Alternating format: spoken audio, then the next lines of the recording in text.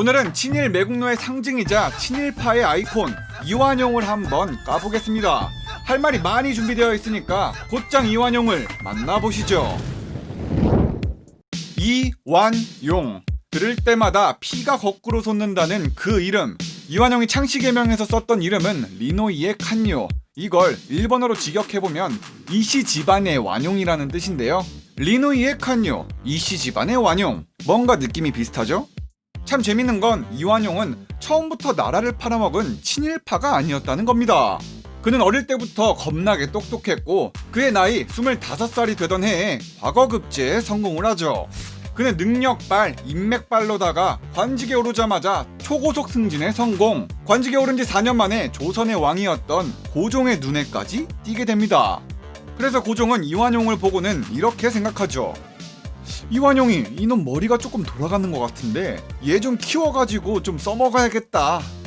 그때가 딱 고종이 국제사회가 힘의 논리로 굴러간다는 걸 눈치챘던 상황. 고종은 국제사회가 돌아가는 걸 믿고 맡길 사람으로 이완용이를 택합니다. 그래서 이완용이를 키워보기로 한 거죠. 일단 이완용은 29살에 영어부터 배웠고 조선인 중에서는 몇 안 되는 영어 실력자가 됩니다. 그리고 1년 뒤 이완용이가 30살이 돼서는 영어도 배웠겠다 천조국으로 아예 유학까지 떠났는데요. 이때 이완용은 2년 넘게 주미 외교관으로 일하면서 국제 관계를 쓱 들여다보니까 앞으로 이 천조국이 세계 무대를 지배할 거라고 생각을 했습니다. 그는 세계 무대에서 조선이 얼마나 나약한 쓰레기급인지를 미국에 가서야 깨달았고, 그리고 그나마라도 조선이 미국하고 붙어먹으면은 반은 먹고 갈 거라고 생각을 했습니다.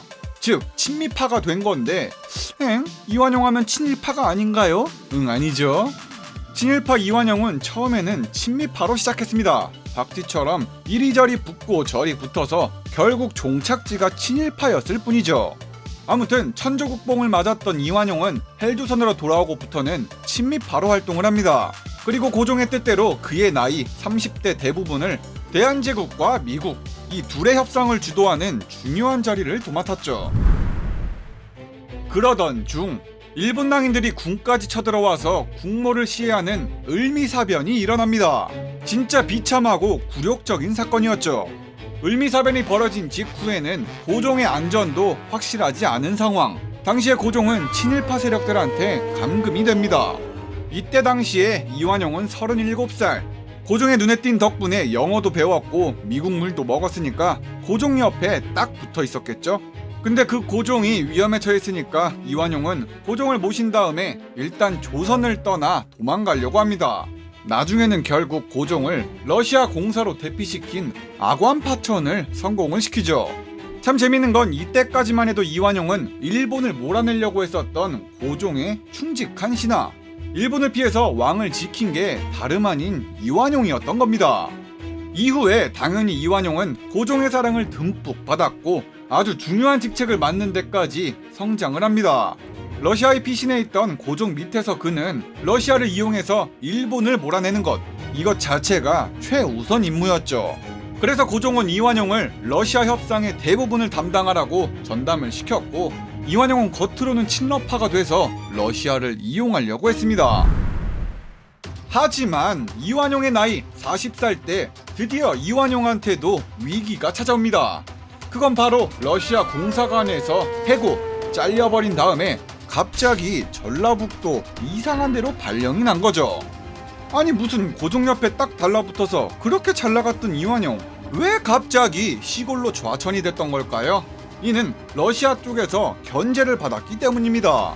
고종과 이완용은 러시아의 힘으로 일본을 몰아내려고 했었죠. 러시아 입장에서는 고종의 신하 이완용을 보니까 당연히 러시아 말을 쓸 줄 알았더니 협상에 와서는 영어만 샬라샬라 해버리니 이완용을 싫어했겠죠.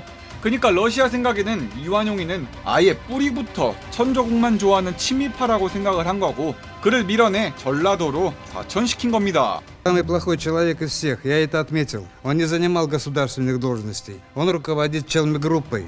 Я уничтожу эту группу. 게다가 나이 40이 돼서 좌천당한 것도 서러워 뒤지겠는데, 전라도로 발령이 나고 출근한 지 딱 5일 만에 공금횡령, 직무태만이라는 명목으로 월급까지 까였고 독립협회장이었던 이완용은 독립협회에서 영구제명까지 당해버립니다. 이는 진짜 잘나가는 정치인의 팔, 다리 죄다 잘라서 관짝에다가 박아 넣은 셈이죠. 페이크다 이 병신들아!